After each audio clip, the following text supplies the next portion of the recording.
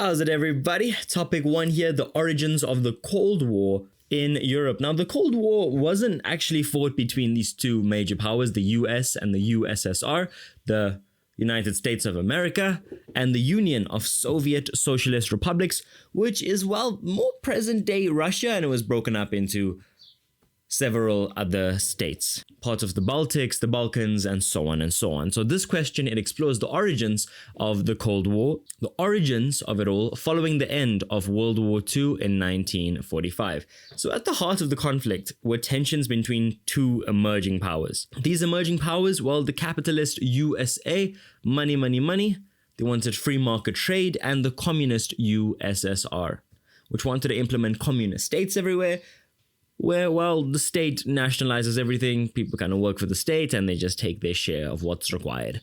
If you want a more in-depth explanation of communism, take a look at the Communist Manifesto by Karl Marx, the father of communism. So both nations had fundamentally opposing ideologies and, well, global interests, completely opposing ideologies. It's almost as though capitalism is the opposite of communism. One is free market, one is a lot more closed. And communism comes in various forms, like in Cambodia, the regime of Pol Pot, communist leader, ruled literally with an iron fist, wanted this agrarian society. Didn't go all that well, led to the genocide of many Cambodians, and it was a complete failure. We saw it in Vietnam, we saw it in Cuba, obviously not to that extent, but the US have since shunned most of these states. And, well, these states are kind of allied toward each other. I mean, during the Cuban Missile Crisis, yet Russia and Cuba were friends. Russia and China have partnered up.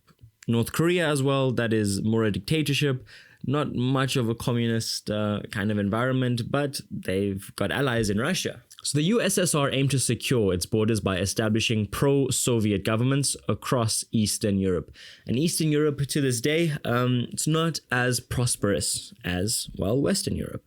That constant East versus West divide, which the West viewed as aggressive, hyper-aggressive expansion. Okay, it's almost as though the Soviet Union wanted to monopolize Eastern Europe.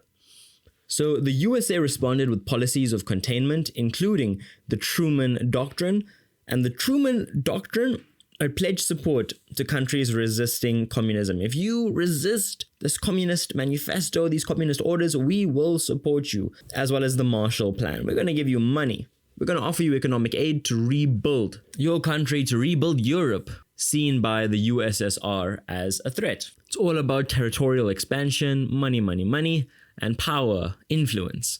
And the creation of rival military alliances such as NATO in 1949, the North Atlantic Treaty Organization by the West, as well as the opposing Warsaw Pact by the East in 1955. So NATO has always been seen as the enemy by Russia. One of the big reasons that Russia invaded Ukraine 2, 3, 4 years ago was because Ukraine opted to join NATO, and Ukraine is literally on Russia's doorstep. And that's a big reason that Russia invaded Ukraine, because how dare you, side with our biggest enemy, the West. And then the Berlin crisis from 1949 to 1961, especially the construction of the Berlin Wall, which divided Berlin and Germany, that became a symbol of Cold War tension. West Berlin versus East Berlin, West Germany versus East Germany. West Germany being a lot more prosperous, East Germany not that much. And even today, the east part of Germany is not all that developed compared to the West. So typically those in the East, they come to the West for job opportunity. Now, the question, it requires students to analyze primary sources to understand perspectives on key issues and determine who, if anyone, was to blame for the Cold War. So you'll be getting a bunch of cartoons and all that jazz in this very big source-based 50 marker. And was it Soviet aggression? Were the Soviets pushing this territorial expansion? Or were the West simply provoking them? And look, the focus on all of this is interpreting different views and just synthesizing evidence, just to understand how this mistrust of each other and their different ideologies and the strategic interest, it birthed one of the longest global confrontations of the 20th century. And to this day, well, there's a bit of beef under the covers, under the scenes of it all. But Trump and Putin are cozying up to each other. But all those years ago, it wasn't really like that between their major leaders.